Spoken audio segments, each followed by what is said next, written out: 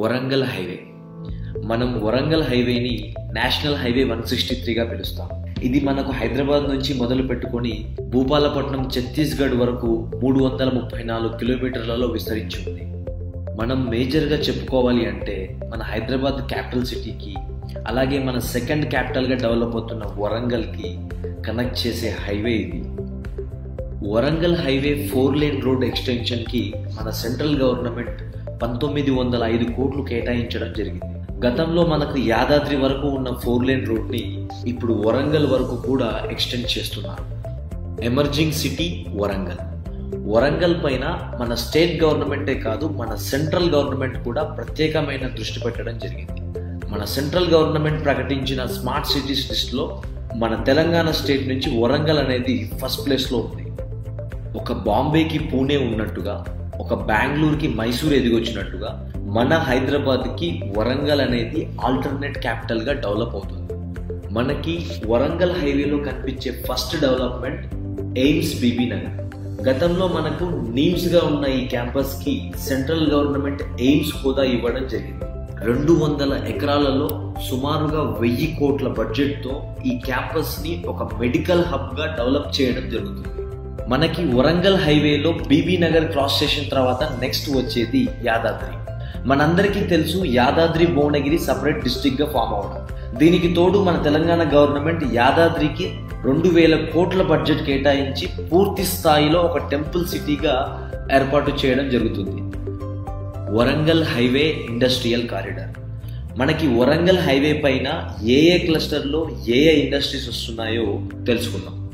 First మనకి Yadadri Bhuvanagiri cluster గమనించినట్టయితే IT ITES, medical hub, minerals based industries, అలాగే transportation hub and dry port, ఇవన్నీ కూడా ప్రపోజల్లో ఉన్నాయి.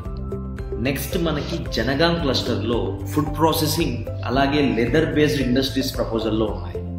అండ్ వరంగల్ క్లస్టర్లో మనం చూసినట్టయితే textile, IT ITES, education hub, agriculture based industries, ఇవన్నీ కూడా ప్రపోజల్లో ఉన్నాయి. మనకి వరంగల్ హైవేలో వచ్చే మేజర్ డెవలప్మెంట్గా ఈ టెక్స్టైల్ పార్క్ని చెప్పుకోవచ్చు. ఇది మనకు 1190 ఎకరాలలో సుమారుగా 11,000 కోట్ల ఎక్స్పెక్టెడ్ ఇన్వెస్ట్మెంట్తో ఏర్పాటు కానుంది. దీని ద్వారా మనకి డైరెక్ట్గా కావచ్చు, ఇండైరెక్ట్గా కావచ్చు 2 లక్షల మందికి ఎంప్లాయ్మెంట్ రానుంది. Warangal highway tourism.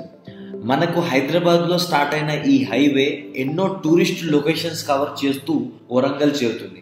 Bhuvanagiri, Yadadri, Kolanpaka, 1000 pillars temple, Ramappa temple, అలాగే లక్నవరం లేక్, ఇలాంటి మరెన్నో టూరిస్ట్ స్పాట్స్ని ఈ హైవే కలిగి ఉంది. ఓవరాల్గా మనం వరంగల్ హైవేని గమనించినట్టయితే ఫస్ట్ మనకు హైదరాబాద్ అనేది గట్కేసర్ వరకు విస్తరించి ఉంది. గట్కేసర్ నుంచి మనకి 12 కిలోమీటర్స్ రేడియస్లో బీబీ నగర్ ఎయిమ్స్ కావచ్చు, అక్కడి నుంచి 12 కిలోమీటర్స్ రేడియస్లో భువనగిరి హెడ్ క్వార్టర్ కావచ్చు, అక్కడి నుంచి 12 కిలోమీటర్స్ రేడియస్లో యాదాద్రి టెంపుల్ సిటీ కావచ్చు, అండ్ దాని తర్వాత ఆలేరు, దాని తర్వాత జనగాం ఇండస్ట్రియల్ క్లస్టర్, దాని తర్వాత గన్పూర్ లెదర్ పార్క్ కావచ్చు. ఇలా వరంగల్ వరకు కూడా ప్రతి 15 నుంచి 20 కిలోమీటర్ల రేడియస్లో ఒక టౌన్ కానీ, ఒక ప్రత్యేకమైన డెవలప్మెంట్ కానీ ఉండడం జరిగింది.